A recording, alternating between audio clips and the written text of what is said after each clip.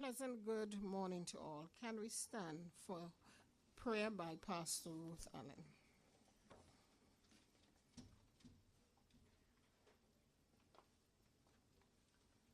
Let us pray.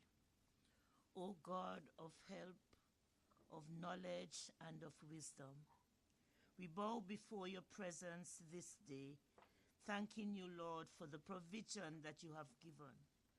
Thank you, Lord God, for people who you have put into this world to serve our community. So, Father, as the public library present activities, things that you have helped them to do, we ask your blessings. We pray, Lord, for all the users of this library, government officials, Lord, those who have really put money and help into library services. God, may you, through your infinite provision, provide the necessary funds and resources. Bless this, our gathering, Lord, and help that through this promotional activity, the library would expand, would prosper.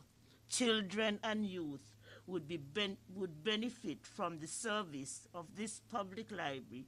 All these mercies and favor we ask through faith in our risen Lord, through Jesus Christ our Lord. Amen.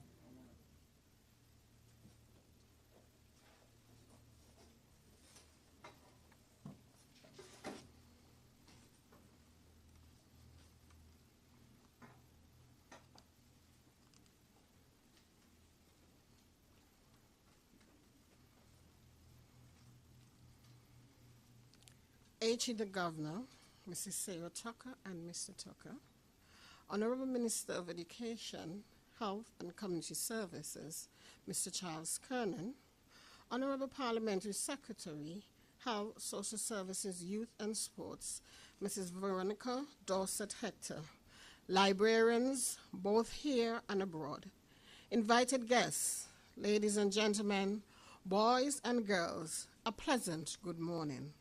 Welcome to today's event dubbed A Walk Down Memory Lane.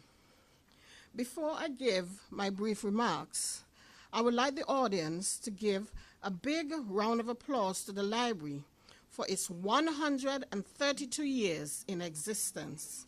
This milestone is in line with my remarks today.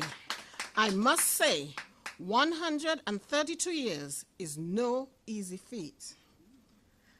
Please allow me, as your chairperson today, and in my capacity as an officer of the Montserrat Public Library, to comment briefly on two aspects: the value that we place on our institutions and the value we place on the people who work in these institutions. When we value someone or something, we want to keep whatever we value close to us. We want to treasure it. As our research has shown, there is great value in the library, given that its existence spans 132 years. This is why today's event is captioned A Walk Down Memory Lane. History is important. It is the backbone of any institution, and without the foundation on which it is built, the institution will not be able to stand. The history of this library is important, so today's effort is the beginning of how we here at the Public Library plan to value this institution. Mr. David Morris puts it best when he was arguing about the value public libraries bring to their communities. It is more than books and banks of computers. Libraries are still places where individuals gather to explore, interact, and imagine. Therefore, we are going to do what we can to make this library such a place. And now, to the persons who work in these institutions. When workers feel valued, they are more likely to go above and beyond for the organization. When I was doing my research for this event, I learned quite a lot, and from what I have learned, the workers in this institution over the years has always been challenged. The issues of outdated collections with inadequate bibliographic control, not enough space to function, lack of equipment, money, and staff are still prevalent today. This event is the first of its kind, and I am proud to say that the present staff must be congratulated for taking the initiative to honor all the librarians who have served in the public library from the 1950s to the present. A round of applause, please. These are the ways in which we should appreciate our workers. If it was not for these librarians and their devotion, and I call by name Mrs. Ann Kalsick Verity, Miss Maureen House, Miss Sybil Taylor, Miss Jane Grell, Miss Laurie White, Miss Justine Kalker, Miss Hildy Hobbs, Miss Ruth Allen, Miss Gracelyn Castle, Miss Sherry-Ann Smart, Miss Latoya Reed, Miss Miriam Landers, and our very own Miss Sonia Smith, the library would not have been what it is today, especially in a time when technology is taking over. Let me take this time to thank personally Miss Gracelyn Castle and Miss Jane Grell for their valuable contribution in providing the information for us to put this exhibit together. Kindly give them both a round of applause. And I close. The value we place on our institutions and the persons who work in them go hand in hand. Once we value our workers, the institutions will grow from strength to strength. And that's my brief remarks. At this time, I will call on the Honorable Minister to give his remarks. Thank you.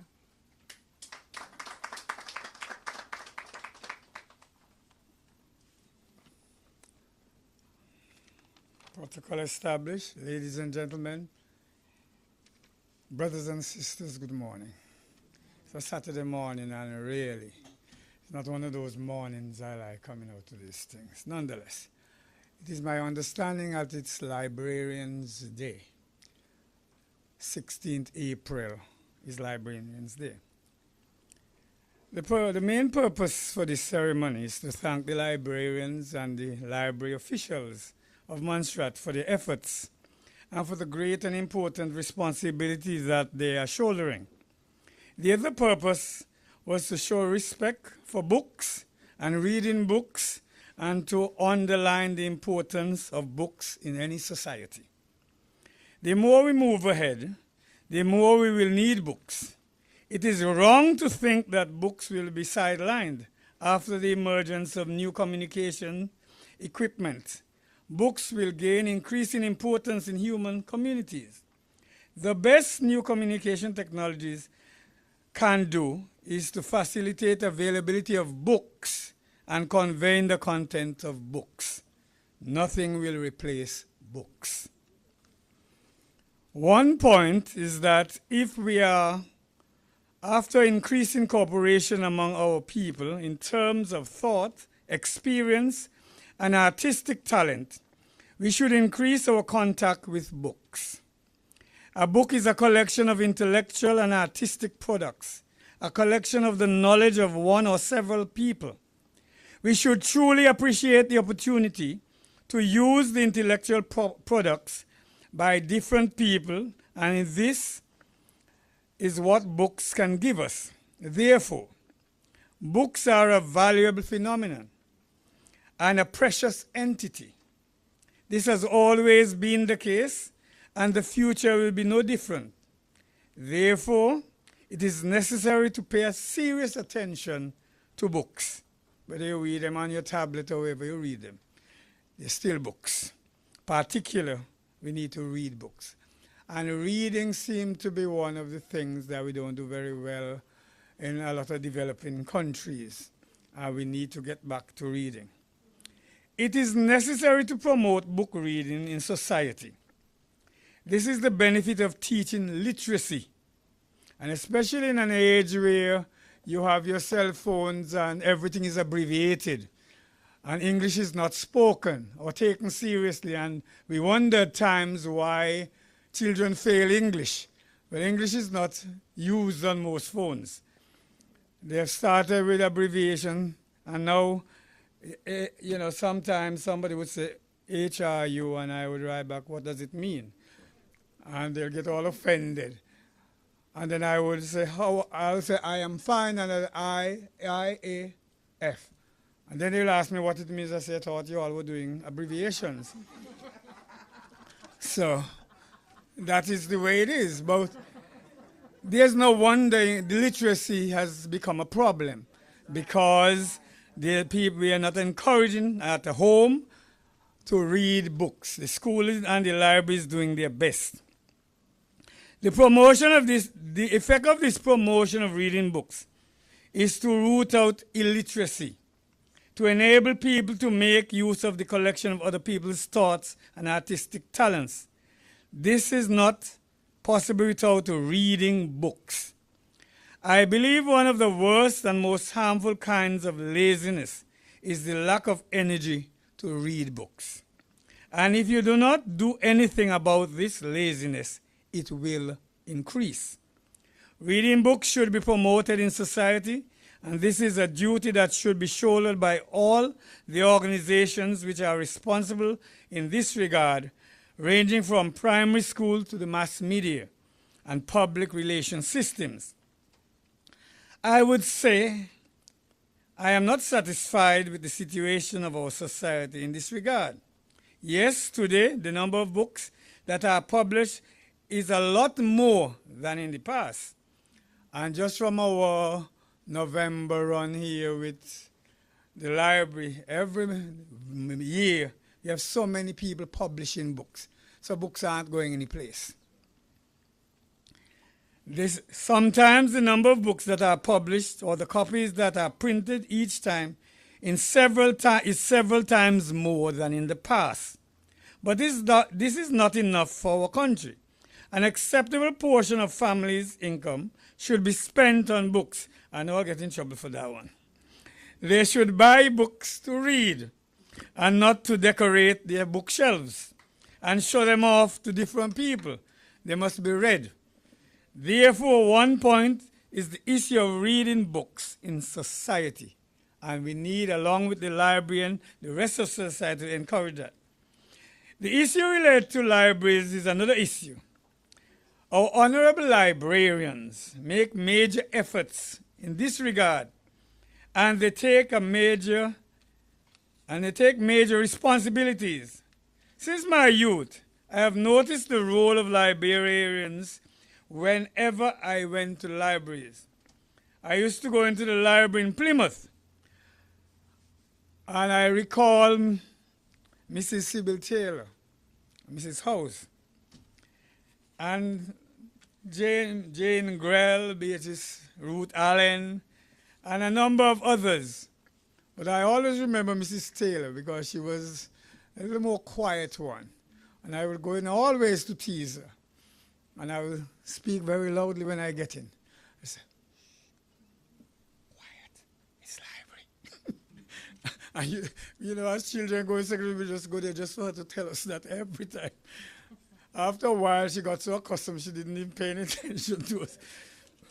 But I mean, that is what it was. But so I want to pay tribute to all the librarians. I just single out those and Miss Anne Verity as well. I noticed the back there, you have the whole host of them. And there were some workers, including Idris Wade and Olivia Daly, and presently Fiona Tyrese, and Sarah, who is here with Sonia Smith. I just want to congratulate all the librarians, including those present, for the work they are doing and will continue to do. Librarianship is a prominent cultural endeavor. But the role of a librarian is not limited to finding and handing out books. A librarian can act as a guide for those who refer to him or her. I don't know, talking about that, I can't remember there's ever been a him in this library. no, on second thought. Certain people are used to reading books, but books that do not require thinking. Nothing is wrong with this. After all, this is a kind of reading. I would not deny this, but it is better to combine recreational reading, like reading novels, autobiographies, and easy historical books, with reading serious books and books that require thinking and careful studying. It is necessary to promote reading such books. We should make our minds use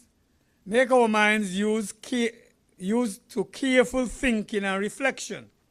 Our minds should be actively engaged when reading a book. This requires guidance. And that's where your librarians come in. Times you come in just to pick up any book. And if they, I know over the years that they would guide you on what books you should read, especially if you're going to secondary school and what form you are, depending on what you are pursuing, they would guide you. See, they're not just there to say, where the book to go and to pack them back. In any case, I would like to thank the officials in charge of the affairs related to books. I would also like to ask them to adopt a new perspective on the affairs related to books. Let us do something that reading books is turned into a prevalent phenomenon, and our youth do not put books aside. That's going to be hard in this era of digital, but we need to work on it. The statistics about the average amount of time that our people spend on reading books are not a pleasant picture. This average amount of time should be far more than it is. The need for books will never be eliminated. People need books from the early adolescence and from early years of learning literacy to the end of their life. They need to understand different matters, absorb the spiritual and intellectual nutrients in books. This is a matter that should be understood and followed up by the entire society.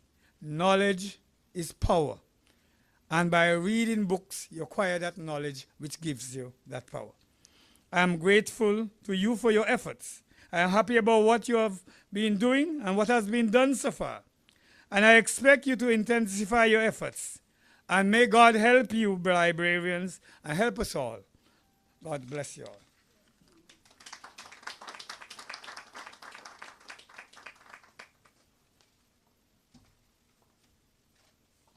Thank you, Honorable Minister, and I want to thank you for highlighting the need for reading.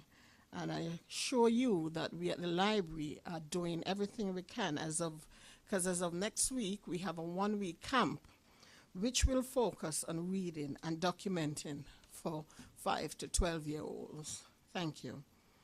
At this time, I will ask all in the audience to stand as we observe a couple seconds of silence for those librarians who are deceased.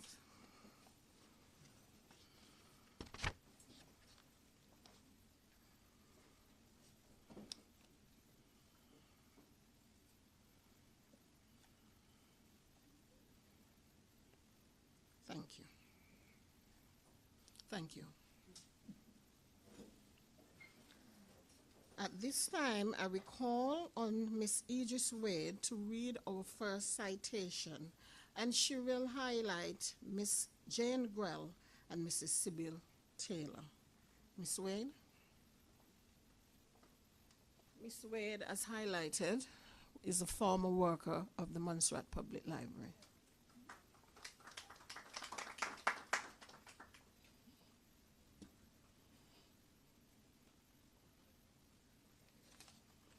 Good morning, all. Protocol has already been established, but I would say it is good to be here. This is where I first began my tenure as a public servant. I'm going to read not a citation from Ms. Grell. It is her brief aspiration of being a librarian, how she felt at the time. This is what she had written. Going through the doors of the public library as a youngster was like spending time in a safe place while going on exciting adventures. Libraries were to become the ambience for a satisfying career, rocky at times, misunderstood, because it is a career one would often have to defend. Outside of training in periods in the UK, most of my working life has been spent in the library services of Montserrat and Anguilla. My longest stint has been with the government of Montserrat from 1967 to 1996, a period of expanding staff, material resources, and the customer base, developing outreach programs, supporting research, as well as planning for dealing with critical need for a functional physical space. Disasters have been unpredictable, dilapidating, stumbling blocks with consequences that demand creative responses. Working with the government of Anguilla between 1997 to 2014 also called for work in a similar management areas. Once committed, it is given to the library's social role in assisting with the rounded development of manpower resources and its role as a custodian of cultural heritage. Interest in working with this profession will be sustained. Batons are passed and working goes on. This is written by Miss Jane Grell. I present it on her behalf. I will now go into Mrs. Sybil Taylor. This is my little do about her. Bear with me. I commenced working at the Montserrat Public Library from October 1978 until May 1999. It was there I met Mrs. Taylor. I quickly gravitated to her. She had a warm, kind, and caring personality. She had an excellent knowledge of library work, and she was also very neat and tidy. She was one of the librarians assigned to the adult section of the library, and to form part of some of my daily duties, I was to assist in the children's section. In her section, the books were always neatly packed in an upright position and very easy to retrieve by the service user. I used to admire this because I could not get my stack of books to sit properly on the shelf like hers did. One day I inquired from her how she got the adult section set of books done so professionally stocked. And she said to me, it comes with practice, patience, and the love for what you do. She also admonished that anything you do it to the best of your ability. This sentiment resonates with me up until today. From that day, we both formed a bond. She took to mentoring me. We also had a mother and daughter relationship. I took on my roles and responsibility in a more serious manner as a result of this. After a period of time, this newfound knowledge and skills helped me to get the stock properly filed in the Dewey Decimal System and in alphabetical order on the shelves. I can proudly say that Mrs. Taylor took me under her wings. I was able to perform as one of the librarians in the organization, even though I was not one. Mrs. Taylor was hard and dedicated worker. She was not lazy. She never left books for others to file. Whenever she was leaving for lunch, I did not or anybody else had to file from the trolley that was left behind. Mrs. Taylor would complete this task for lunch and in the afternoon also. She had a good work ethic. She was a good team player. She cooperated well even when she disagreed with decisions made by management. Mrs. Taylor was very knowledgeable in the collection of books and readily assisted service users with various requests. She was a good communicator and able to impart her knowledge and skill. She was also a no-nonsense person. She had a stubborn way about her, but she was open to adapt to new knowledge for the advancement of the library's initiatives. It was not always sunny with us. Being a young woman who was socialized differently I had my own way of dealing with things and how I carried myself. We had numerous falls out over this because I thought Mrs. Taylor was trying to instill her way of life on me. But one day, I was very grateful, but today I'm very grateful for that positive impact she made in my life. If I may please permit to share one such incident that shaped my appearance up to today. On the first day I turned up to work in 1978, I had on a jeans pant. I was to get a skirt done by a seamstress who did not finish it on time, so I decided to wear what I have. I felt I was adequately dressed. On arrival, she asked, "Where for you they think you're going at that?" She quickly pulled me one side and said to me, "That does not go well for work." She did not only teach me, but also other members of staff how to dress appropriately for work. She did not tolerate the wash your foot and come mentality. She was a person of class. She was unique. Around Mrs. Taylor, one had to get it right, whether as it relates to deportment or work ethics. Today, we need people like Mrs. Taylor in the system because some people where goes to work these days is very questionable. She was able to impart knowledge of the profession. Even though I was an office attendant, Mrs. Taylor did not make me feel less than other members of staff, because quite often attendants are treated with disdain by staff and bosses. She was able to nurture and was willing to bear with my shortcomings, so that my librarian skills was of an acceptable standard, of which I am thankful for this. From her teaching, I was able to excel and have a good knowledge of the library's collection. My formidable years as a teenager was spent working in a library. Being young, I did not understand the importance of professionalism. It was a job for my wages.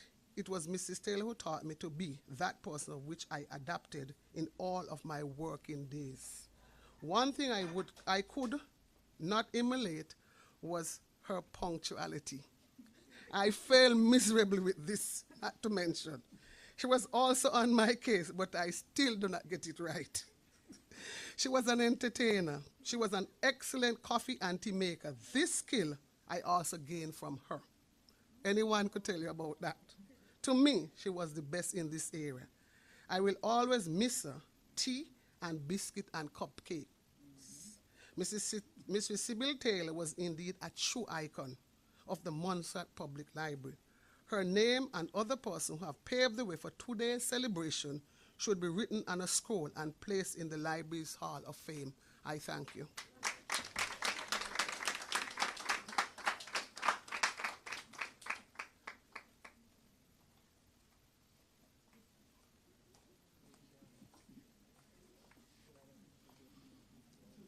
Thank you, Ms. Wade, for those remarks. They were indeed historical, actually, and gave us much insight. And I hope Boss Lady Smitty has taken on board what Ms. Wade has said with our plaque that we'll put up, hopefully, with our expansion. Thank you.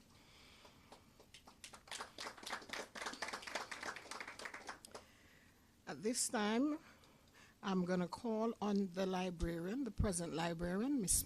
Sonia Smith, to give her remarks.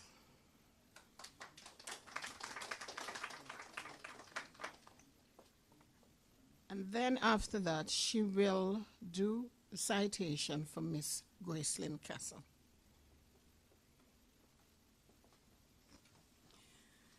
Good morning, everyone. Allow me to adopt the protocol that has already been established. And I would like to say thank you all for coming as well. Before I say anything else, I have to show my appreciation to Miss Idris Wade. She was one of the key persons when I was growing up who encouraged my love for reading. And when I took too many books, she would say, "Man, leave her alone. Let her take home the books," because she knew that I would read them all. So, Miss Wade, Thank you very much today.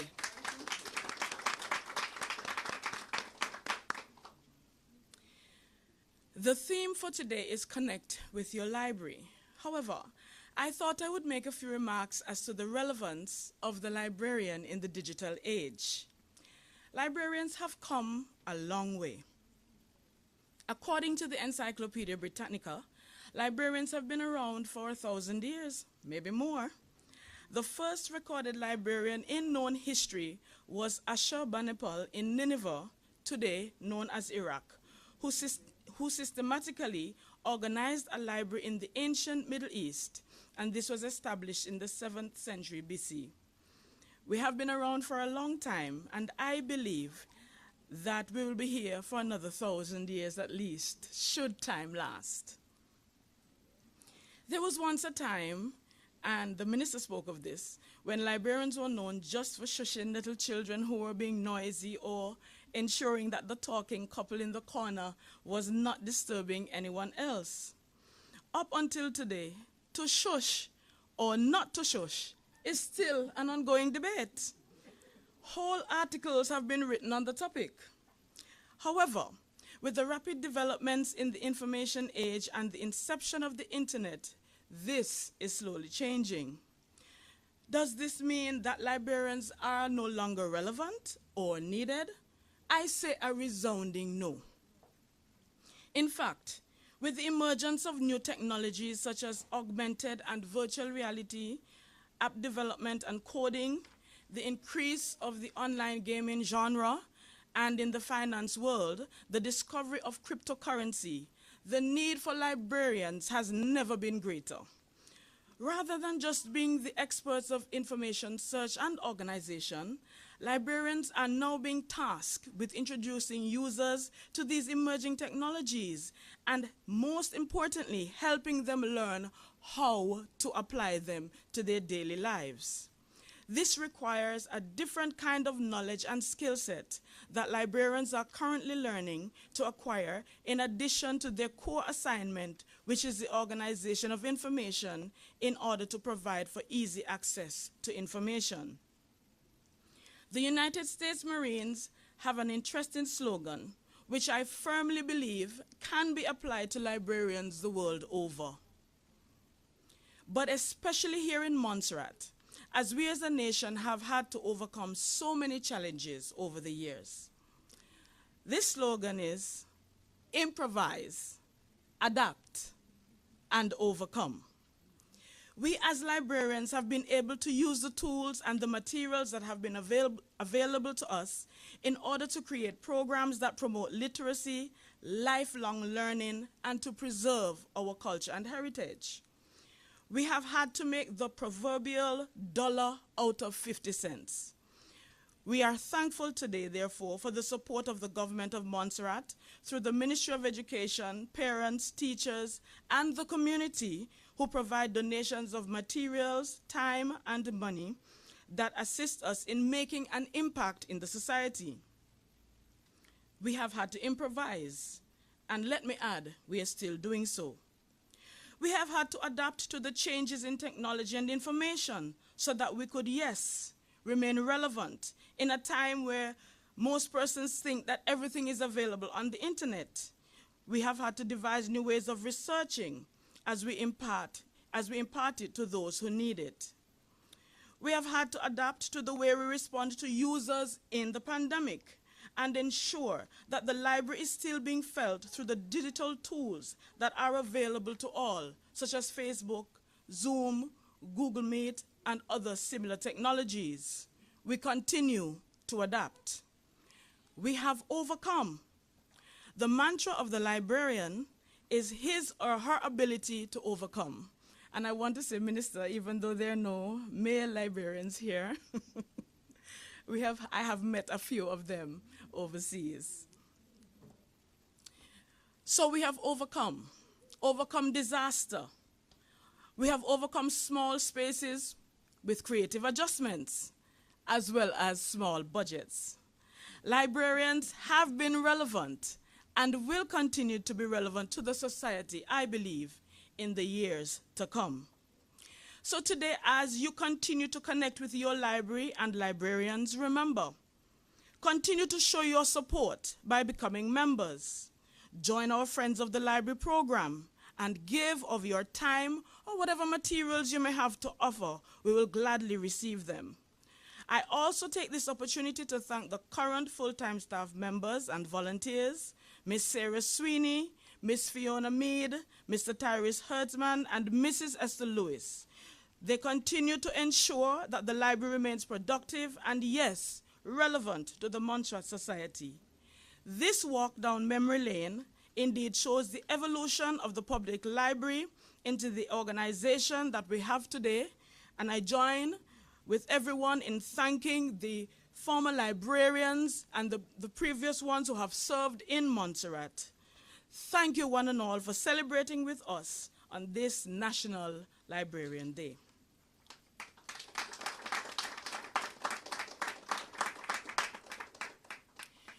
It is now my pleasure to present the citation for Miss Gracelyn Castle.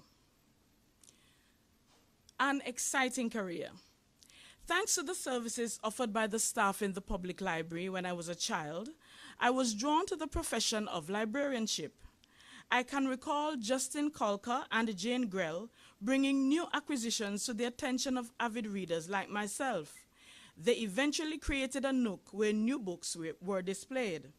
Those were the days when Jamaican C. Everett Palmer and others were writing children's books, which excited us with familiar Caribbean content. The library was a welcoming place after school, and the staff took an interest in our research projects. Once, I fell ill in the middle of one such project and was ecstatic when then Chief Librarian Jane Grell sent material via my siblings. That cemented in my mind the career I would pursue. I was fortunate to have had the benefit of caring professionals at home and abroad who assisted with my development as a librarian. This served me well for the 15 years, 1982 to 1997, when I was the librarian responsible for the Documentation Center in Montserrat, and for the 8 years, 1997 to 2005, I worked in the main library at the University of the West Indies, Mona campus. The exposure provided those 23 years of service was incredible. After participating in library-mounted skills training programs in puppetry, I made my debut with a masquerade marionette which literally brought down the stage at one of the Aliogana Library Friends fundraising shows. I was also a part of a team developing and delivering annual summer programs for the youth to heighten environmental awareness. Using the 1991 theme, Save Our Beaches, we conceptualized a costumed band that placed first in that year's Children's Christmas Festival.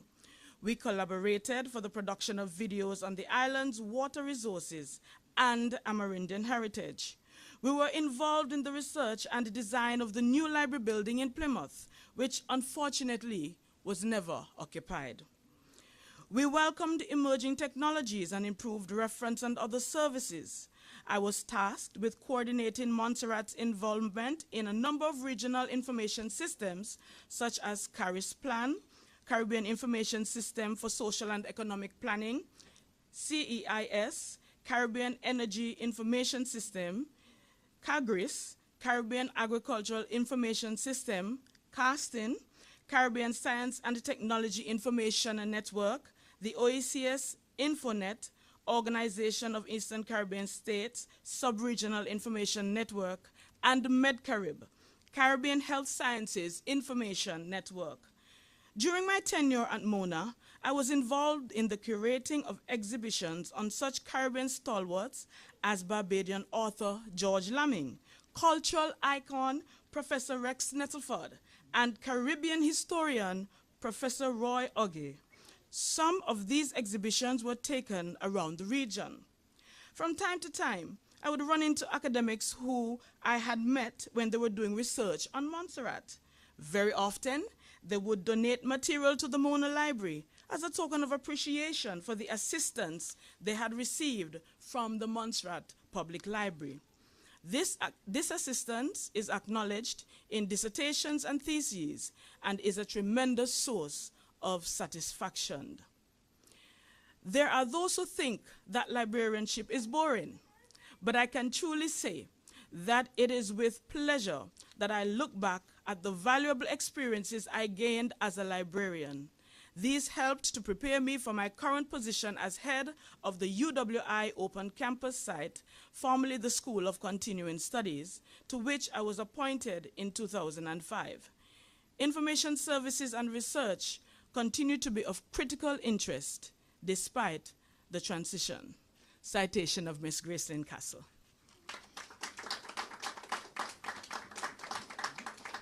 Thank you very much for listening.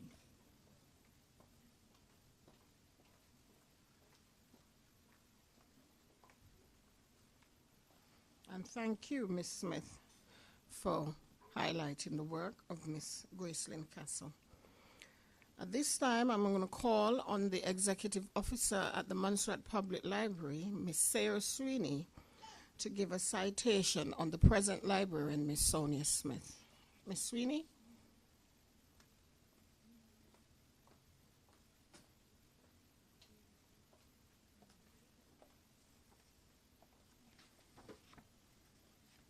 Good morning, all. Protocol has already been established, but before I start my citation on Miss Sonia Smith, I would like to say a few words. I started working at the library 2 years ago. I must say, when I was sent here, I was very glad that I came here because it's something that I prayed for and asked God for. And coming to the library and working here at the library has really helped me, motivated me, and encouraged me to be being able now to be teaching, coaching, being a leader, and the list goes on. And I'm very thankful and I'm very grateful to be working at the library.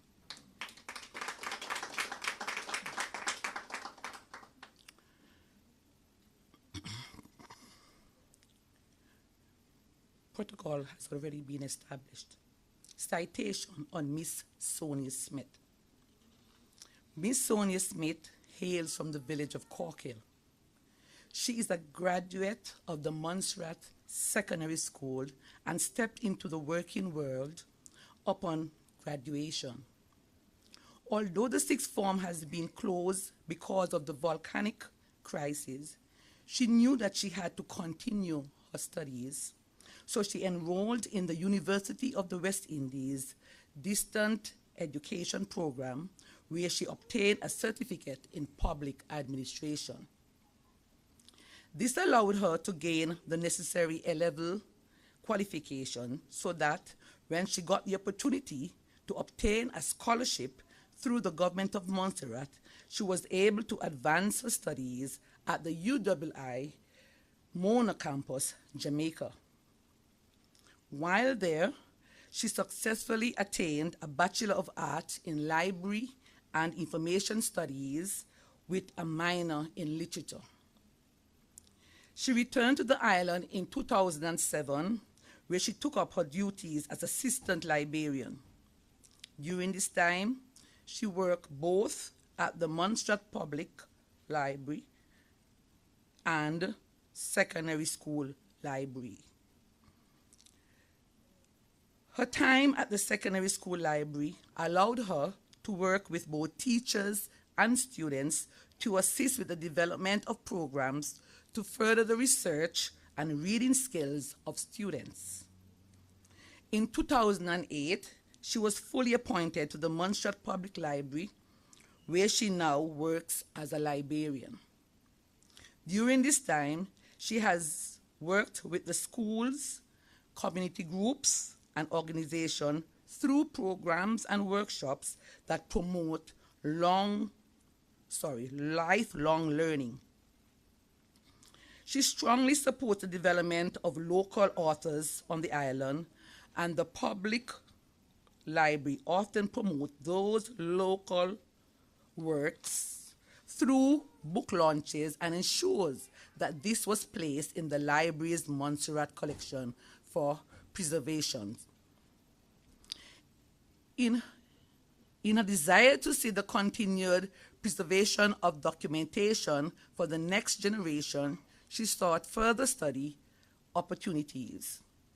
In 2019, she was awarded a Shivlin Scholarship, where she was able to sojourn to the UK to pursue a master's degree in digital curation, which would allow her to gain further experience in both digital and paper preservation of historical materials. She hopes that this would enable her to tangibly contribute to the development of a natural archive in Montserrat.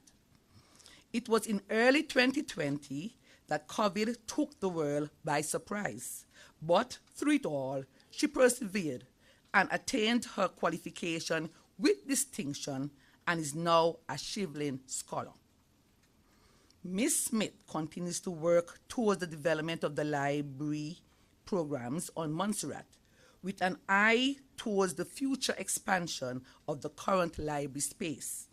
She hopes to leave a mark on the landscape of Montserrat, while so many of our former librarians. She's also involved in church and community organizations on the island, and her motto in life is, "With God, all things are possible."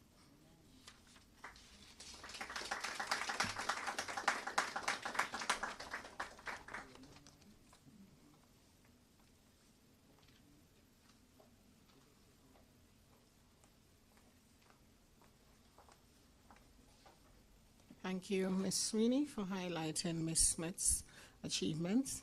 And I must add my 2 pence to Ms. Smith's bio, in that I will say that working with Ms. Smith is wonderful. If you want a boss that, you will hear a lot of workers say that they're stressed on the job, and we don't have that here at the library. We are very thankful. At this time, I'm going to call on Adano Mano to read a poem. Is Dano Mano present? No? Okay. Well, we'll move on. At this time, I'm going to call on Pastor Ruth. Former librarian Miss Ruth Allen. She's now pastor, but she was formerly known as Miss Ruth Allen. She's a former librarian, to give the remarks on all the librarians. Come, Miss Ruth Allen.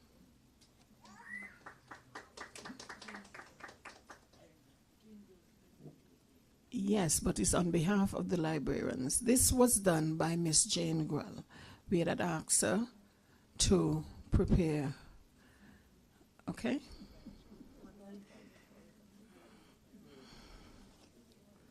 As I said, Miss Grell was very instrumental in getting all of this done, and she did the main address for the librarians.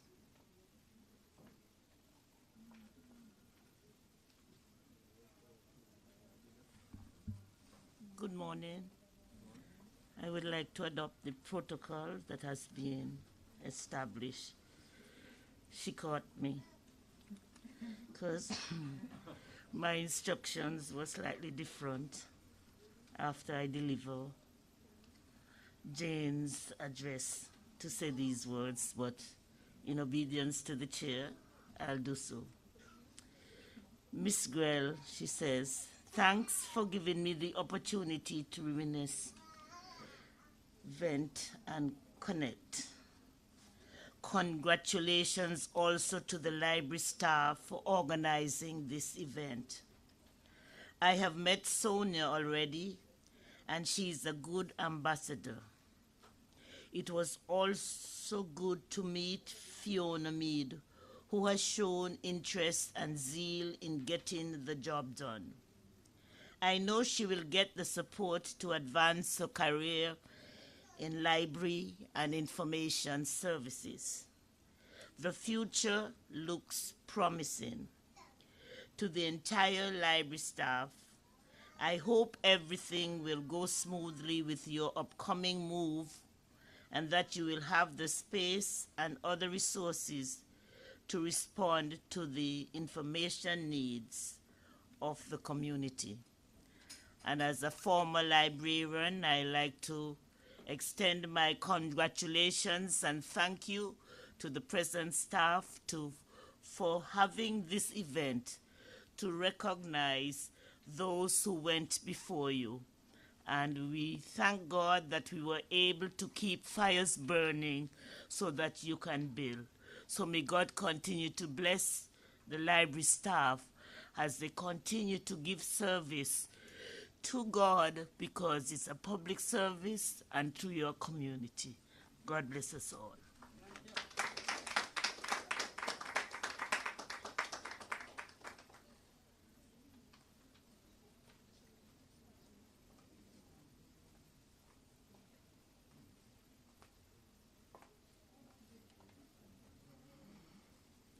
Thank you, Pastor Ruth, for that. At this time, I'm going to call on Mrs. Esther Lewis, who is a library assistant. She works with us on Saturdays, to speak on Miss Ruth Allen.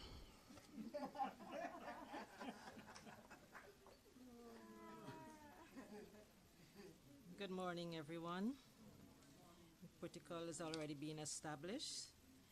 I will now read a citation for Miss Beatrice Allen, Pastor Ruth Allen.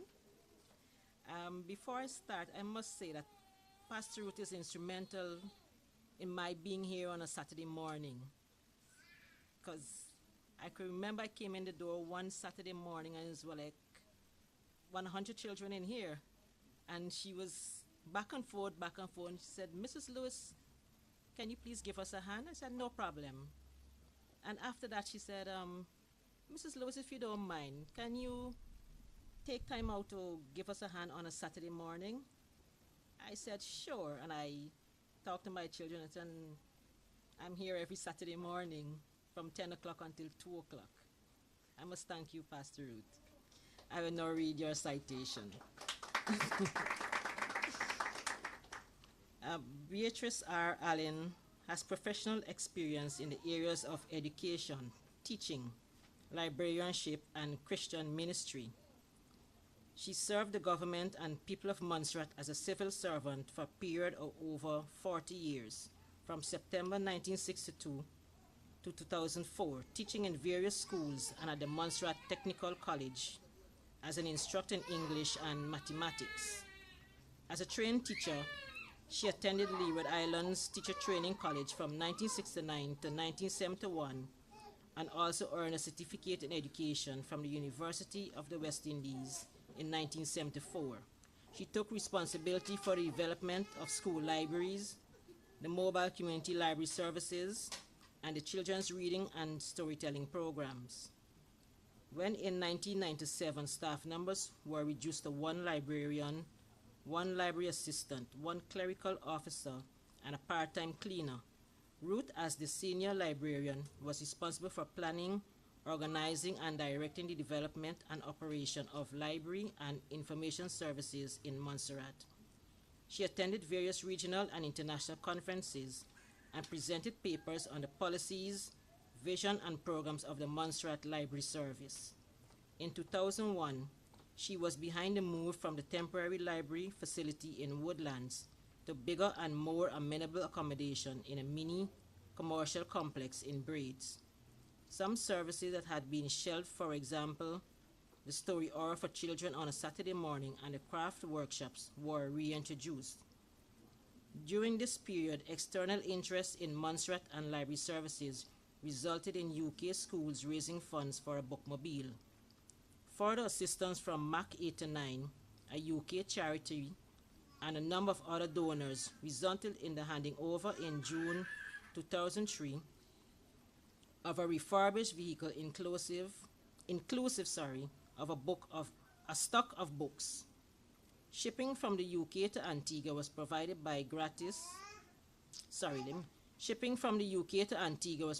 gratis by Geest Bananas Limited. The mobile service got off the ground in October, and the 3 primary schools were visited twice per month. Shortly before Ruth retired in 2004, the government provided the library with 4 new terminals on which high-speed internet access was offered to the public. The telecommunications company Cable and Wireless offered the service free of cost to the government of Montserrat. She was called out of retirement in 2005 for a brief assignment to organize the collection at the UWI School of Continuing Studies. Immediately that task was completed, she was invited to set up the library at the Montserrat Community College, where she worked as part-time librarian from 2006 to 2014. And she states as her mantra, "Take time to read. It is the foundation of knowledge."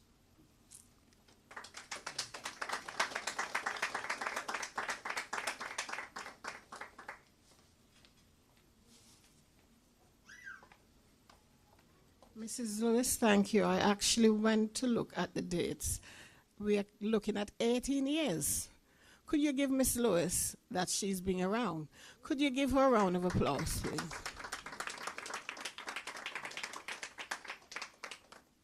Good. Now, as we say, a library is very important, and it's good when we can have people who can talk about the purpose of the library. At this time, I'm going to call on Miss Alexa Moraine to come and talk to you about her experience here at the library.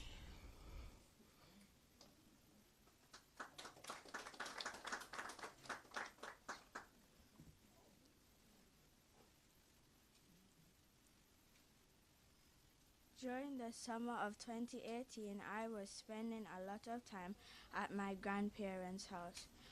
I was enjoying my summer vacation, going to summer school and watching television. One afternoon, my grandfather came home with some books and a library card.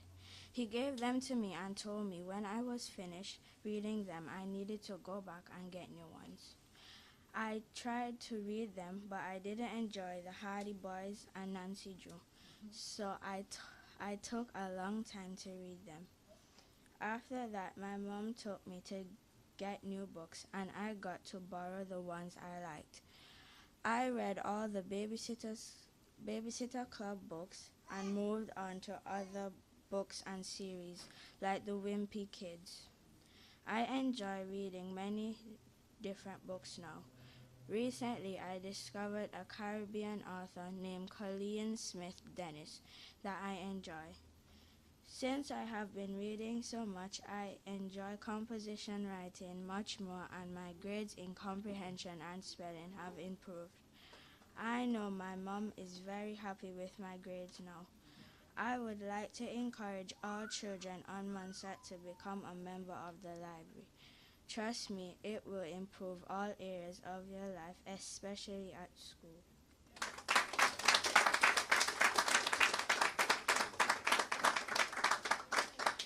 Give her another round of applause. She has promoted the library. Thank you, Alexa.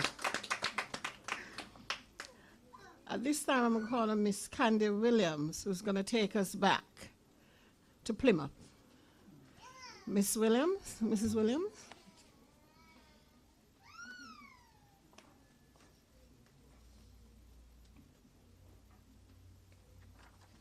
Thank you, Fiona. Protocol being established, I will continue on the Montserrat Public Library journey.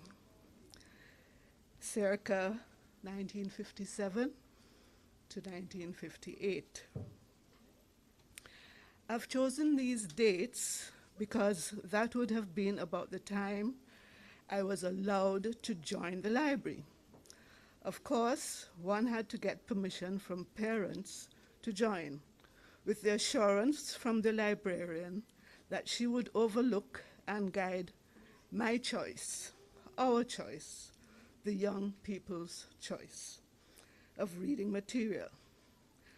At that time, I joined at a fairly young age, about 7 years old. I had joined the Brownie movement, so many of my Brownie friends borrowed books from the library. One became a Brownie from age 7, and then the Girl Guides at age 10. This movement encouraged the girls to read, among other things. It was started, the Girl Guides that is, by Lady Baden-Powell, and her husband, Lord Baden-Powell, started the Scout movement in Montserrat. They both started movements worldwide. The first building I remember going into was an upstairs and downstairs building opposite Wade Inn, for those who can remember Wade Inn. The library was on the top floor. I vaguely remember being allowed to borrow one book at a time from the junior section. At that age, though, I enjoyed reading. I could only be trusted to read one book and take it back safely to the library. At the age of 9, our family, less my dad, moved to Dominica, and there we stayed and were schooled for 1 year. My dad had gone to England for studies and some government business, we weren't told. On the completion of his studies, the family moved back to Montserrat. By then, the library was housed in a new building in the ground floor at the new government headquarters. This new location was near to the Montserrat Secondary School, the MSS, Mr. Piper's School, a private junior school, Wesley School, an Anglican church junior school, the Catholic convent school, a Methodist junior school, and the majority and government headquarters where the majority of civil servants worked, and the business center of Plymouth. As far as I can recall, the new library had new staff. A Mrs. Sybil Taylor, slim, elegant, and soft-spoken. She welcomed children to the library, but allowed no rowdiness or loud voices. Her mantra was that people came to the library to read, and moreover, to learn. It was her duty to guide our reading, our learning, and to foster the environment that made this possible. Though she had no children of her own, she treated us with gentle kindness and created a genuine friendship with the library users. When I would go to the new library, I was allowed to borrow 2 books for 2 weeks. This was with the permission of my parents, especially my mother. My other siblings, Brian and Sonia, because you could only join the library at a certain age, so my 2 younger brothers were not allowed. So they were of the same age as, well, just a couple years older than me. One was older, one was younger, and were allowed to join the library and could also borrow 2 books. There was a bonus in this because among the 3 of us, we had 6 books. Yep. So Brian, my brother, borrowed books he was interested in, like the Hardy Boys, and Sonia and I borrowed books written by Enid Blyton, so we got a good mix. Although I'm sure there were other authors, those are the 2 authors written that stick in my memory. There was a card in the front of the front of the book which indicated when we had to return the book. In this section, we were allowed to borrow books. Where a number of orange books, where we were allowed to borrow books, there were a number of orange books called the Student's Companion, and these we used especially in our English program. Additionally, there was a comic section featuring Dick Tracy, a detective who was fantastic, Superman, and Wonder Woman, among others. At the age of about 14 years, I had read most of the books in the children's section of the library, and my mother gave me permission to join the adult section. Mrs. Taylor had told me to ask my mother permission to join this section. This was on the proviso that Mrs. Taylor overlooked my selection of reading material. She steered me towards the classics and authors like Sherlock Holmes and some of the Shakespearean plays, one or two of which were performed at the Montserrat Secondary School at the end-of-year program. Books were donated also by the Ranfurly Library from the United Kingdom. Mrs. Taylor guided my reading in the adult section of the library until I was ready to leave school at age 18 years, when I left MSS to go to England to study medical laboratory technology. I had already been doing a bit of that at the Glendon Hospital Laboratory in Plymouth, under the watchful eye of Miss Lazel House, who is now deceased, and a male English volunteer or VSO. Mrs. Taylor encouraged many a person to read and also guided many youngsters to develop or to take on reading as a hobby. Reading, according to her, was a way to explore distant lands and to have experiences different to the ones in Montserrat. Through reading, Mrs. Taylor truly opened our eyes to a wider world. Thank you, Mrs. Taylor.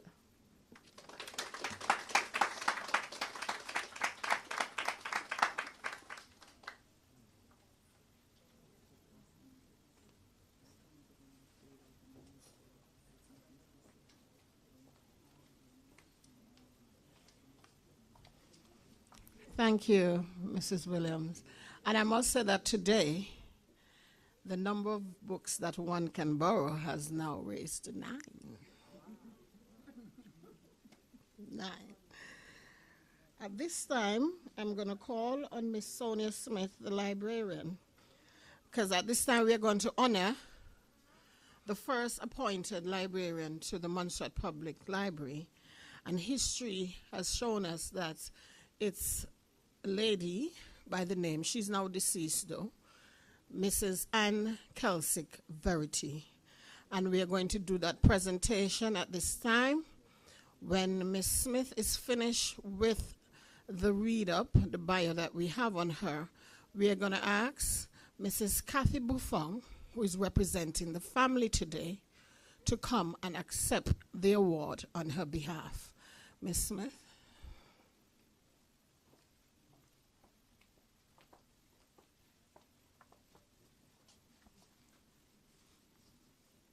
Citation on behalf of Mrs.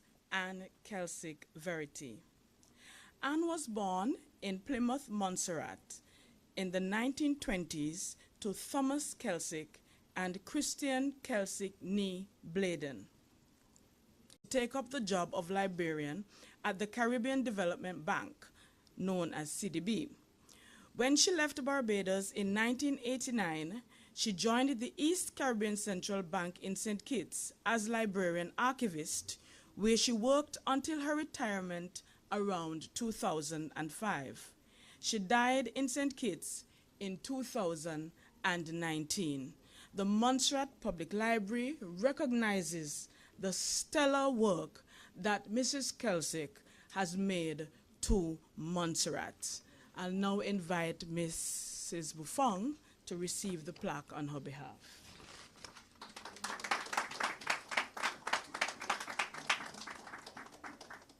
And I'll just quickly read the presentation. It says the Montserrat Public Library Librarian Award presented to Mrs. Ann Kelsick Verity in recognition of her service and contribution for being the first trained librarian in Montserrat. So on the behalf, go ahead. So on the behalf of the Montserrat Public Library, we would like to present this plaque to Mrs. Ann Kelsick Verity as a sign of our appreciation for her work here at the Montserrat Public Library.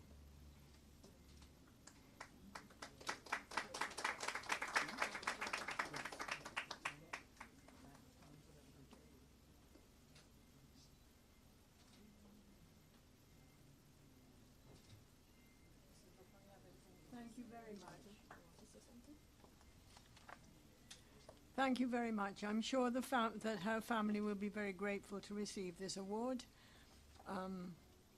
And I think it was a very nice occasion today, nice to honor and speak about all the past librarians as people did, and very educational for some of us as well. I didn't know Mrs. Verity very well at all, but the family asked me to collect it or to receive this award on their behalf, and I'm sure that they'll be very appreciative. And it's nice when those old-time people are remembered in this way. So thanks again.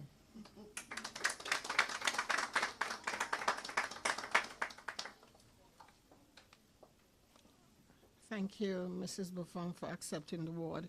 And I'd like to extend thanks to Mr. Kelsick, who was instrumental in getting this organized. He would have loved to be here, but he's presently not on island.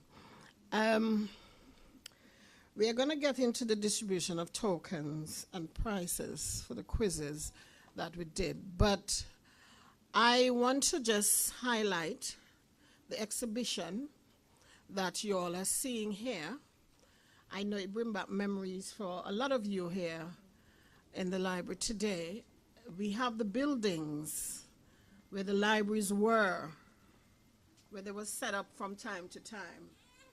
So when you're finished, you can have a look and see what it's all about. And we also have the slide that we will play at the end as well for those who came in after, so that they can also see inside the former libraries and have a look and see what the librarians were doing and what they were going through in those times.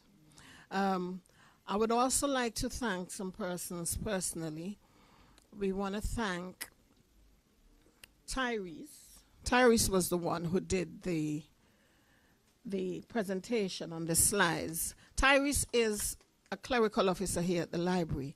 So, Mr. Minister, you can see here at the library, we have competent staff, and we're making use of the resources that we have, trying not to go outside of the library that much and trying to keep it within the library. And it's also exposure for the staff, because some people feel that the library don't do anything. We don't do much here.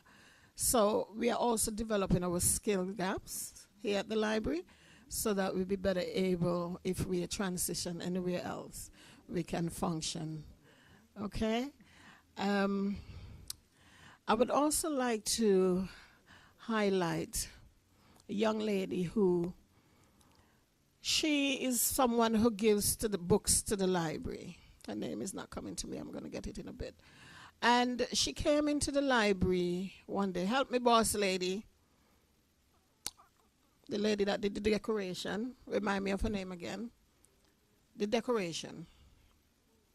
Catherine Rodriguez. We're actually born on the same day now, July the 5th. But she came into the library this week because we were contemplating who we are going to get to help us to decorate. Okay? And she came in and we were talking, and she offered instantly. She's also an officer in the government service. And she came and she gave her all.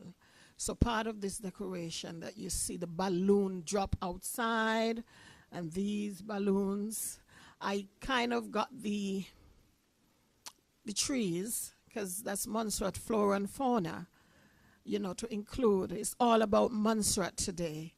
So I am very thankful for all who have stepped up and help us here at the library to make today what it is. So I just wanted to highlight that.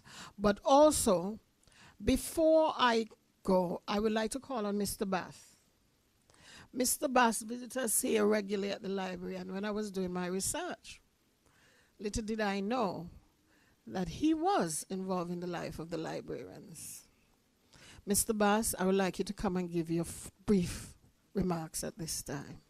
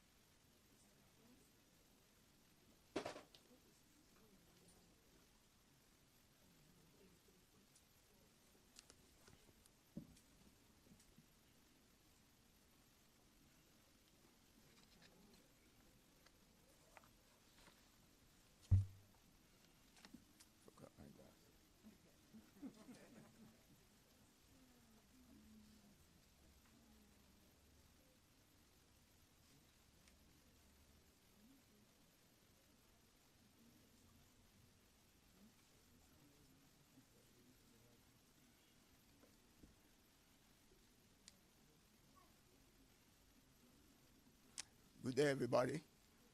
And protocol having been established, I'm very pleased to be a part of this event.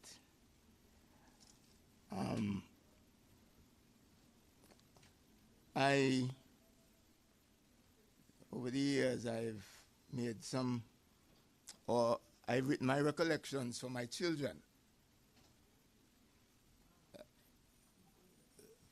That would cover the first 10 years, the first 2 decades of my life. And they're basically titled Recollections of Growing Up in St. Peter's. But it covers the entire pattern of life. Where I was born, going to primary school, the community generally in which I lived at St. Peter's. I was born in Zion Hill. And everything that people did, how people made a living, the games children played, and everything else that related to life and living in a village community. Of course, it covered going to school, secondary school, etc., and all the other activities that relate to village and community life generally. And there's a section that I wrote on the public library, which I think should be interesting. It's not long, but, you know, I mean, this is a document that's over 110 pages, so, you know. Yes, the Plymouth Public Library. Being forced to live in Plymouth during weekdays in order to attend Montserrat Secondary School, I began to frequent the public library from my earliest teenage years. With the library's central location at the time immediately across from the Western or Parliament Street entrance of the Wading Hotel, I had to pass the library to and from the Montserrat Secondary School each day. I usually visited the library most days after school. For the time period under consideration, the public library was well stocked with a wide range of tastes. Remember, these recollections, and the first 2 decades of my life, approximately, these recollections focus on what I define as the age of radio. Thus, for a large percentage of our island population, reading was the primary form of recreation.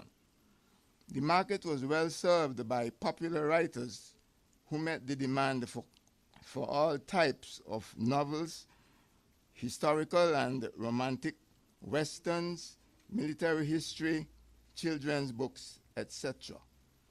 The popular authors of the time included the American writers such as Frank Slaughter, Lloyd C. Douglas, Frank Yabi, and a number of British writers focusing on the lifestyles and interactions of the English Restoration and the post-Restoration middle and upper classes. The library was, of course, well stocked with the standard reference texts of all types, in addition to the ageless classics by writers and poets of English, French, and other nationalities. I remember that towards the northern end of the shelves that there was a subsection that dealt almost exclusively with the military histories of World War I and World War II. Having been born during World War II, I was particularly curious about that worldwide conflagration, so I borrowed a lot of books from that section. One of the advantages of being able to access the public library was the ability to obtain many other titles by favorite authors. After having read one or two of their books, or even an extract from one or more of their books, but not the entire literary work. For example, having read an extract from Sir Walter Scott's novel Quentin Durward in the 5th year standard reader at home, describing the young adventurer's encounter with a bear on his way home from France to his native Scotland in the late 15th century, I was able to obtain the complete novel from the public library and read it. Similarly, apart from Sir Walter's Ivanhoe, which I had won as a prize in primary school, I obtained and read many of his other novels from the library. In similar vein, I must also mention the compelling extract from Alexander Dumas' The Count of Monte Cristo, which I had encountered in one of the West Indian reader series while attending St. Peter's Primary School. I obtained and read the full and unabridged version from the public library during my first year as a sixth form student. I still remember that book as one of the most entertaining and satisfying I have ever read. Immediately after I graduated from secondary school, I obtained from the public library and read the 3-volume translation of Leo Tolstoy's literary masterpiece, War and Peace, written in part against the background of the Napoleonic Wars and Napoleon's invasion of Tolstoy's native Russia.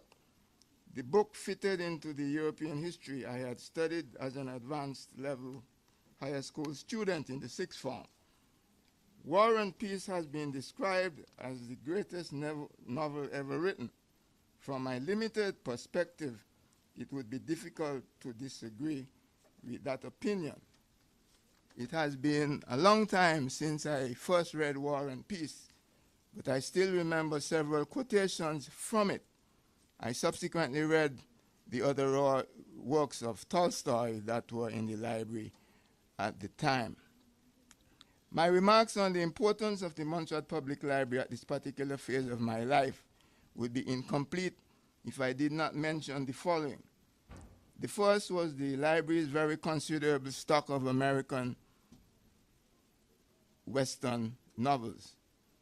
The product of the American literary tradition. This product of the American literary tradition was designed to portray the old American West as it was supposed to be. In fact, a mixture of myth and reality. This portrayal was depicted in terms of the vast expanses of land, the cattle ranges, the gunfighting heroes and villains, the native Indians, the ultimate triumph of right over wrong, with the ever-present threads of romantic love woven in. These novels were usually available in paperbacks that were read by a lot of people, especially men and boys. The popularity of Western novels was buttressed by the Saturday night Western movies provided by the island's only movie theater, the Rialto, located at Upper George Street, and even before and after the earliest 1950s.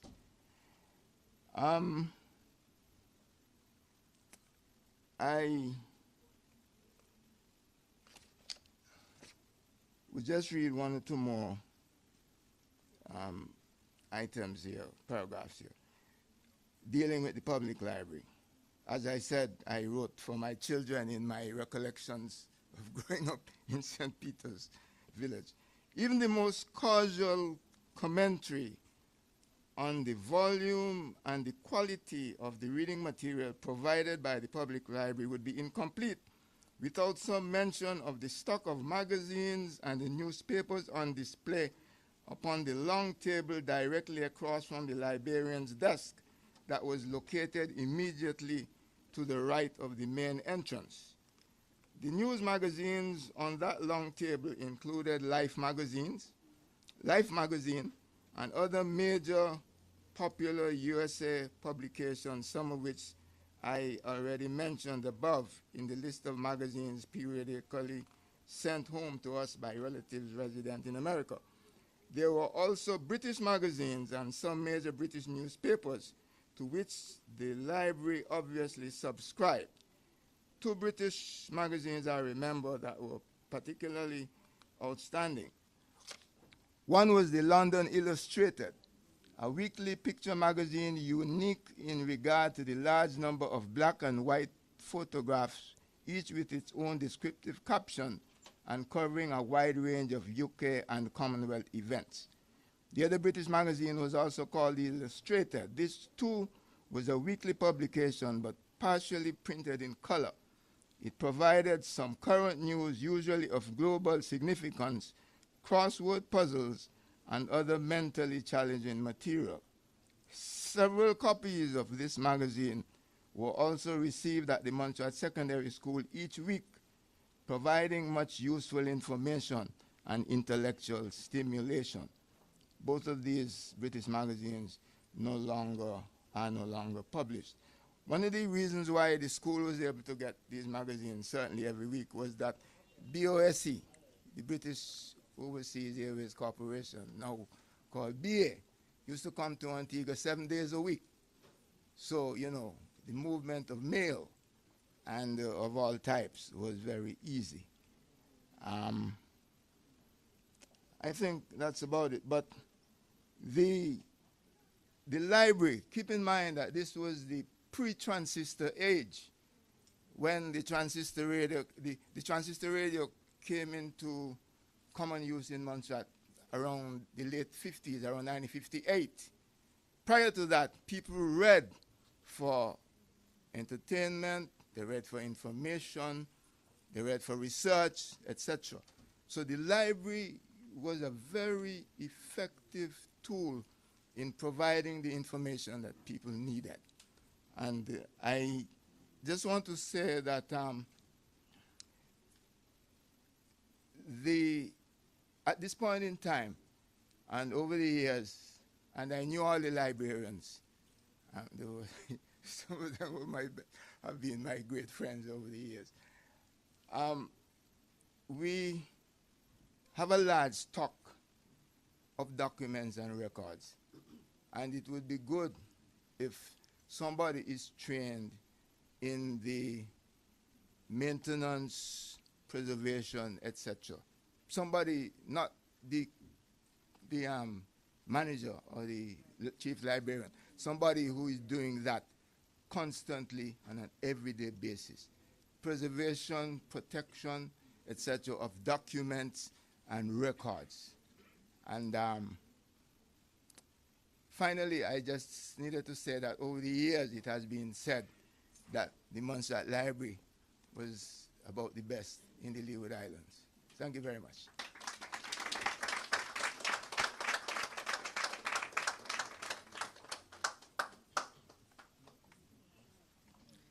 Thank you, Mr. Buss. I know that we got quite a bit of food for thought and to be part of our history. Yes, Mrs. Williams? I just wanted to add to what Mr. Bass said about the preservation of documents, because the National Trust? National Trust has quite a treasure of documents, which they are, some of them are in microfiche, and some of them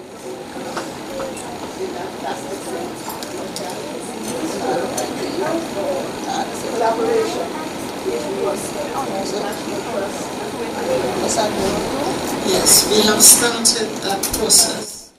The National Trust has been taking documents from here and taking and scanning them. But as Mr. Bass said, we need to get our own in-house and get, because some of our newspapers, the leaves are stripping. So the information is being lost, and we need to move as soon as possible to preserve. In the audience, we have a few staff members, and I'd like them to stand as I call their names so that you can see some of the workers that would have passed through the library. We're talking to Mr. Joe Phillip. He was a driver. We have Mrs. Vanessa Polidor, who was an EO. And Miss Idris Wade, for those who came in a little later. We have to recognize them as well because they work alongside with the librarians, and it's all of that that went into what they did that has the library as where it is today, and we are eternally grateful. At this time, we are going to give the tokens and the prizes, and I'm going to ask Tyrese and Sarah to come and help me with that aspect. This time, I'm going to call Faith Charles. This week, we had some quizzes on the radio, and I'd like to highlight the sponsors. We had some quizzes on the radio, and we reached out to some businesses in the community, and we were most grateful to receive donations. And I would like to highlight, we have the Montserrat Building Society, St. Patrick's Cooperative Credit Union, Emerald Sports and Games, BBC Radio and TV Limited, the Montserrat Stationery Center, Ashok's Supermarket. Could you give them a hand, please, for their donations? So at this time, Faith Charles would receive her prize.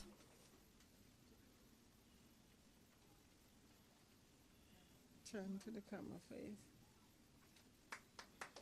Thank you, Faith, for participating. Next, we have Angelina Douglas.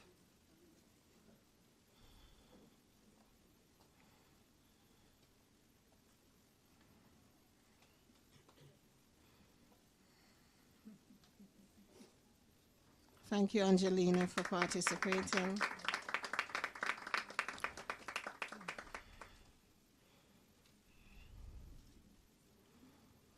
And we have Miss Kiana Kelly.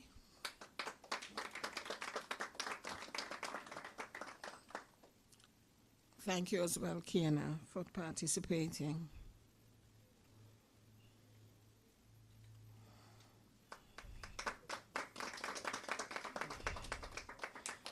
We had other winners, but others had commitments, so we will distribute next week. At this time, we are going to give some tokens, because as we said today, we are honoring librarians. We would love to have had all of them. As you know, some of them are deceased, and there's some who are still alive, but they're not here on island, and even though they are on island, they're not able to attend today. But for those who are in the audience, we are going to honor them and give them a little token from the library. And I'd like to call Miss Ruth Allen to collect her token at this time.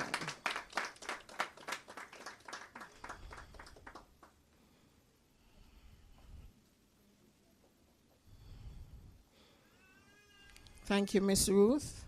She comes into the library from time to time, so she's never getting weary of visiting the library. Never getting weary.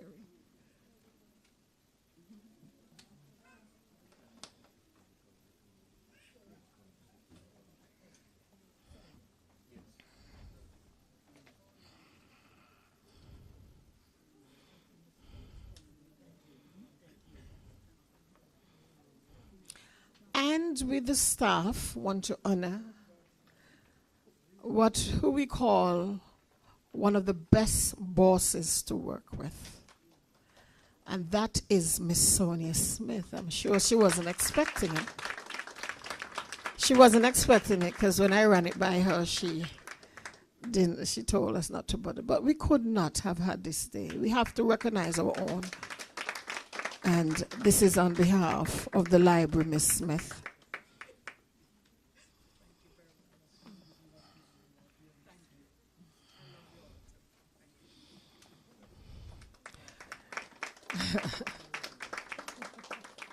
So we're going to wrap up in a bit. We're going to ask Miss Sarah Sweeney to come and give the vote of thanks. We have some refreshments, so when you finish, you can join with us and look at the exhibit in more detail. Okay? Thank you. Ms. Sweeney?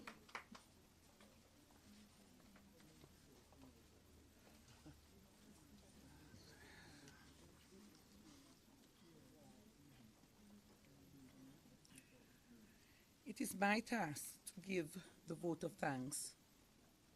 I would like to give God all the glory and the praise for his gratitude, thankfulness, and mercy towards this momentous achievement for the Montserrat Public Library. The Montserrat Public Library has made history after 132 years of service to the Montserrat community. Without any further ado, I would like to thank all those persons who played an important role in this morning's proceedings. First, I would like to thank Ms. Mead for moderating this morning's event. And I would like to emphasize that she is not only a good moderator, she is an excellent coordinator. On behalf of the library, which is a branch of the Ministry of Education, I would like to thank Ms. Mead for the valuable and creative input into the library's promotion activities. I would like to reiterate that this morning proceeding is just one of the activities, as there are many others to come. On behalf of the library, I would like to thank Pastor Ruth Allen, a past librarian, for invoking God's presence on this morning's event. For with God, all things are possible. In addition, further thanks to Pastor Ruth for reading the reflection on behalf of the librarians. Thank you to the Honorable Mr. Charles Kernan for your brief remarks. The Montserrat Public Library will always be knocking at your door as we embark on our mission to enhance the library's long-term goals and objectives. Thanks to Ms. Idris Wade for reading the citation / background history for two past librarians, namely Miss Jane Grell and Mrs. Sybil Taylor. Thanks to Miss Sonia Smith for reading the citation of two past librarians, namely Miss Grayston Castle and Mrs. Ann Kelsick Verity. Thanks is order further extended to you, Miss Sonia, for the knowledgeable remarks.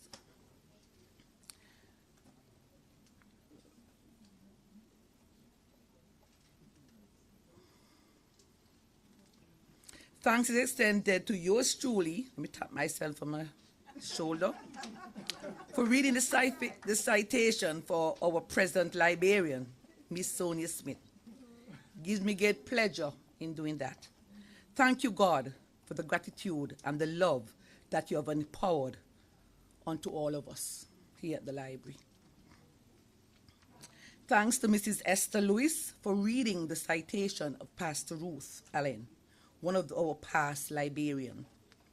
Thanks to Miss Alexia for relating about the library's purpose and her experience as a patron. Thanks to Mrs. Candia Williams for a valuable contribution of the library coupled with her knowledge as a patron. And I must say, Mrs. Williams is one of my teachers. So I will always call him Teacher Williams. Thanks to Zejabi and Oliogwana for their continued valuable support to the library and for being here today to ensure that we can publish and promote the library's activity. Thanks to Miss Catherine Rodriguez and the team for assisting us with the beautiful decor that you have seen here today. Thanks to Mr. Tyrese Herdsman for his expertise in information technology and for a remarkable presentation shown on the projector for the audience to enjoy a warm, breathtaking atmosphere. Further thanks to Mr. Herdsman for the distribution of the token and prizes. To you, our invited guests, we'd like to thank you for coming out and support the library's momentous ceremony. Without your presence, it would not have been successful. Thanks to Mrs. Mavis Juby James for the delicious meal that we will all partake of today. Finally, I would like to thank the staff for their valuable contribution and hard work to ensure that this morning's ceremony is a success. Thank you all very, very much.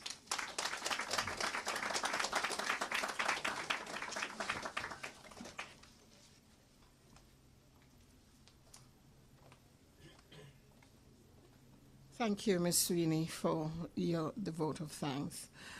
I'm going to crave your indulgence a little longer because the reason being, as I mentioned, Ms. Jane Grell did the remarks on behalf of all the librarians. There was some misunderstanding, and we have to present that because, as I said, Ms. Jane Grell was very instrumental in what we have here today. So Pastor Ruth is going to come back and present what Ms. Grell said. Okay? Thank you.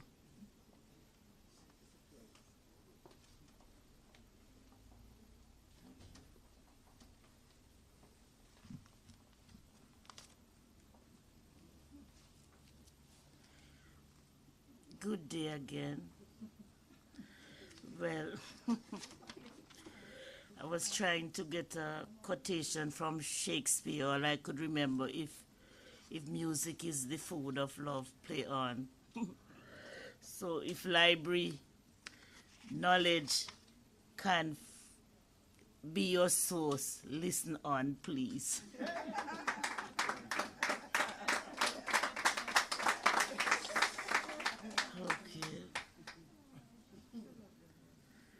I take this a great honor and privilege to be presenting this address on behalf of Miss Jane Grell, who in my opinion is librarian par excellence. During the time she served as chief librarian at the public library, she had a clear vision and carried out with determination the mission to develop library services for the benefit of all. So I'm going to try to present this in the manner or similar to how Jane would have done it. So please listen attentively because it's a good account. Down memory lane, a library love affair. This stroll down memory lane does not claim to be comprehensive or even accurate. It comes off the top of a fading memory where dates may get muddled and images blurred. But I cannot remember time when I was not able to read. It must have been my mother's hand that led me past the Methodist church, the courthouse, up the stairs and through the door of the public library located in a two-story building towards the end of Parliament Street, my street. From that moment, I was hooked and became a frequent visitor. The names of two persons working there were to become very familiar to me, Mrs. Taylor and John West, an aging and frail gentleman. John West was a figure of fun for many school children. They enjoyed teasing him and laughed at his feeble attempts to make them shut up. Mrs. Taylor was in charge. and she wielded her authority. But I think deep down she had the softest of spots for the children she saw often in the library and would put aside books for us. She was very helpful with limited resources. Those resources were so limited that children could only borrow one book at a time. I had to resort to some unorthodox means to have more books for a weekend: beg, borrow, or steal. I also tapped the meager offerings of the secondary school, two locked cupboards under the oversight of friend teacher Mrs. Dora Brown. For the summer break, I remember borrowing the complete works of William Shakespeare just to have something to read for several weeks. Meanwhile, at the public library, I was forced to borrow books from the classics shelf because I was below the eligibility age of 16 for the adult section of the library. I rushed through these good books, perhaps much too early, and made a promise to read them properly in my second childhood. This may remain an unfulfilled as a political promise. Out of school, still a teenager, I walked into the public library on my first work assignment, a temporary one, in a substitute position. Two familiar faces welcomed me: Mrs. Taylor, the librarian, and John West, the messenger. The library was then in another location, an annex of the government headquarters building on Church Road. The staff had increased by one by Jean Chambers, the person in the substantive position of library assistant, had been seconded to Radio Montserrat for 6 months. That gave me the opportunity to enter the library's work environment. During the application process for employment in the civil service, I had indicated that library service is my first list of choices, followed by teaching and health services. My substitute stint also presented the opportunity to get to know other persons engaged in several government services, outside of the interesting task to do with the marriage between books and people. I can never forget that day in 1965 when the personnel officer called us out of the library to look at 30 jumbie umbrellas in a circle on the row of grass lining government headquarters. A few days later, on September 17, a pan and jet crashed on Chance's Peak and 30 persons lost their lives. Naturally, the jumbie umbrellas were a hot topic that day. 1966 was spent as a clerk in the Central Registry of the Administration Department. Then the opportunity arose for a transfer to the public library from 1967 as a replacement for Miss Chambers. My then boss begged me not to return to the library as it was a dead end. I resisted the advice and embarked on a career in libraries for the long haul. Dead end? It was not. On returning to the public library in a permanent position, part of a staff of 3, I became aware of the evolution of public libraries in the Caribbean. They began as subscription services, mostly in the late 19th and early 20th centuries. They served those who could afford to pay the subscription fees. Around the 1940s and 50s, especially in the Leeward Islands, these libraries became the responsibility of their respective governments as public libraries with access for all. Yes, government took libraries on board, but their leadership probably thought libraries would not need much in terms of support. They believed, and perhaps still believe in the fantasy of books donated by fairy godmothers, falling from the sky straight into shelves. Overall, lip service is paid to the operational needs of libraries. Libraries are not vote-catching, but they really should be lauded as a good return for taxes paid. One must admit, however, that given our history, money doesn't flow from runaway gods. Confronted by the crippling concerns of outdated old book stocks, inadequate staffing, and the limitations of physical space, equipment, and furniture, priority was put on developing staff. By the 1970s, training was invested in me. John West had passed, and there was an injection of new energy in the position of library attendant. Rose Galloway came first, followed by Idris Wade. Both ladies were ambitious, very cheerful, and interested in working with people, especially children. They were not content with sitting around waiting to pick up the mail. They wanted to learn. They wanted to be involved, and we needed help with frontline duties to assist customers. Rose kept her interest in libraries alive when she migrated to the USVI. She volunteered in libraries there and eventually secured a position in the library system. Idris Wade came next with her experience of working in government's daycare early childhood education initiative. Honestly, Idris, listen, I don't know anyone who knows more people in the island than Idris.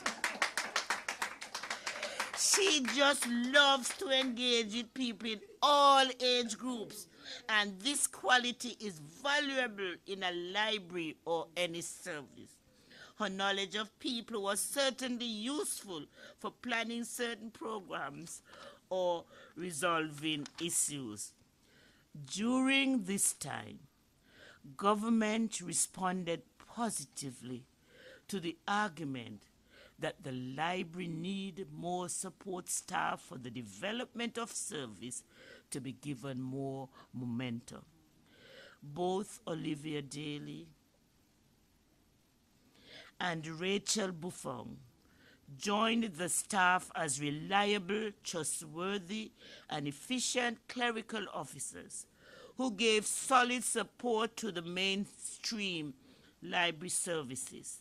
As staff increased, more positions specifically tailored to library functions had to be created on the organizational chart. The other objective was to give members of staff some upward mobility for a career path within the library service so that interested officers could be retained instead of being transferred from department to department within the public service. Between 1975 and 1983, 4 Peace Corps volunteers served as librarians to assist with the cataloging of materials and the development of customer services. Laurie White, Justin Calco, Hildy Hobbs, and Miriam Landers integrated well with the local staff and customers. Monetary donations for the purchase of special library furniture were also sourced from the Peace Corps Directors Fund, and most of the volunteers used their influence to source new children's books. One of the indirect benefits of these 2-year attachments was to send a signal for the creation of openings for more qualified librarians.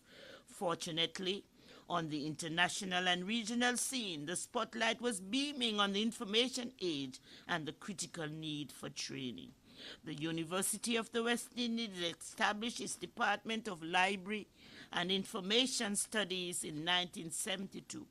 So by 1981 and 1982, we welcomed Ruth Allen and Gracelyn Castile, respectively, to the team. Both of them assets for beefing up the local human resources. Around this time, regional initiatives were being implemented to identify information that was being locally produced for inclusion in information system like Carisplan and Oasis Infonet, a flurry of acronyms, meetings and workshops and visits from consultants. Librarians had many opportunities to travel until the early 1990s, opportunities to exchange ideas and broaden our worldview of the work of library and information services in communities. I will highlight briefly 3 initiatives that reflect networking with aid agencies, stakeholders at home and abroad, as well as strong support from customers and staff. 1. Mobile library service. The Canadian International Development Agency, CIDA, approved a proposal for the acquisition of a bookmobile to extend our learn services to the areas outside Plymouth. We waited with bated breath for the arrival of the vehicle around 1974. When we saw it, we were so disappointed. It was nothing like the photos of custom designed vans in the catalogs. It was a big second-hand truck, so high it used to pull down the electric wires in some areas. Steps had to be constructed for access, a window installed for ventilation, and murals painted on the exterior. Beggars are not choosers. Skillful drivers were needed to navigate the hilly, winding roads. Our first driver was John Bramble, better known as Polly. Polly was shortened for Polyphemus, the one-eyed giant in Greek mythology. Bramble was a former policeman, and one of his eyes had been severely injured. In spite of this, he was very proficient in driving. I believe he had 5 eyes. Unfortunately, he would inch the front wheels a few inches over the edge of the yawning cliff, reverse, then move forward again to get around the corners. This was scary, to say the least. The knowledgeable and equally skillful Joe Philip took over after Polly migrated. Right there, Joe. The service to the villages started in 1975. The children at each stop would be laughing, screaming, and jostling in excitement. They were hungry for books and looked forward to the fortnightly visits. Unfortunately, when funds were not available for repairs or replacement, the mobile service had to be discontinued, and this was also the fate of the second mobile library service introduced after the volcanic crisis. Children's Library Annual Summer Program. Class grew out of collaboration between the OECS and NRMU, Natural Resource Management Unit, and libraries across the sub-region to raise awareness about our culture and environmental heritage among children. Over the years, the library organized 2-week camps focusing on themes as our forest resources. Preparation for these programs called for a lot of cooperation with individuals and organizations. We were always grateful to the teachers who sacrificed time out of their vacation to help us. Stephen Menz was on hand year after year, inspiring the kids in the art room at the MSS. Much of the learning was channeled via creative and physical activities, according to the wise words of Confucius. I hear and I forget. I see and I believe. I do, I understand. Storytelling contest. Partners of the Americas was a very active agency for networking initiatives in Montserrat from the late 80s into the 90s. Montserrat, the city's librarians visited us, and then librarian Ruth Allen traveled to Oswego, especially to observe programs for children. She was very impressed with the storytelling contests organized by the Oswego Public Libraries and we adapted the concept to this. It involved the selection and distribution of folk tales to the primary school. At the classroom level, teachers were responsible for the selection of 2 students to move on to the next level, which was recording their stories in the studio of Radio Montserrat. Here, judges would select 1 student from each school for that performances during a live showcase when the top 3 storytellers were announced. Participants had to tell their stories through voice and gestures. No props and costuming were allowed. Not only did these contests help with memory and comprehension skills, public speaking skills. I'm winding down now. There is so much that cannot be covered here. For example, the assistance provided with research, questions and assignments from school children to doctoral scholars and those who are lifelong learners. Today, we have to debunk even more myths. You could close them now because we have the internet. Think about this quotation from English author Neil Gaiman. Google can bring you back 100,000 answers. A librarian, however, can bring you back 1.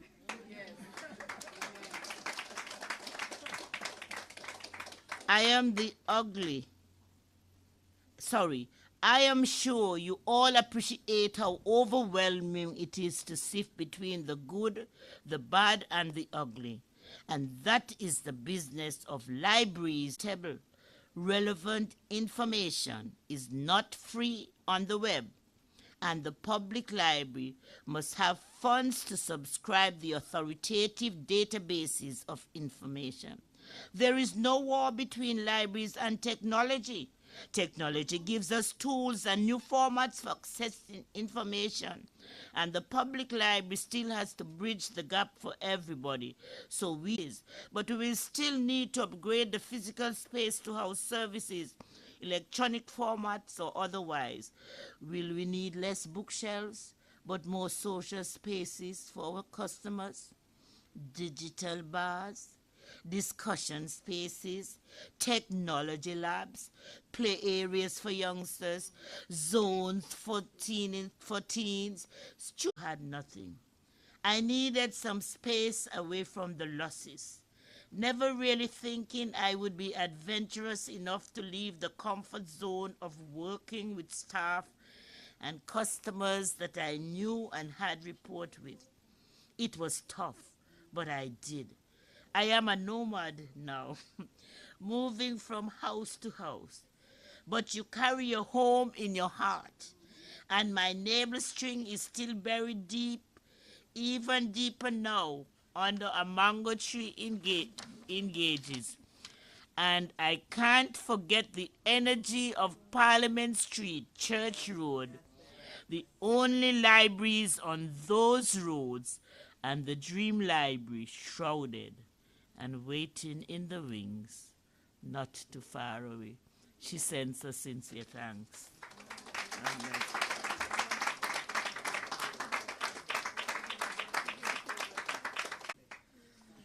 Wonderful. Wonderful. I'm sure many of you are pleased. Decided to stay the whole 2 hours. We want to thank you, and we hope to see you more often here at the library. And thanks, and Mr. Tucker as well, thank you. You know, a lady deserves a strong man by her side.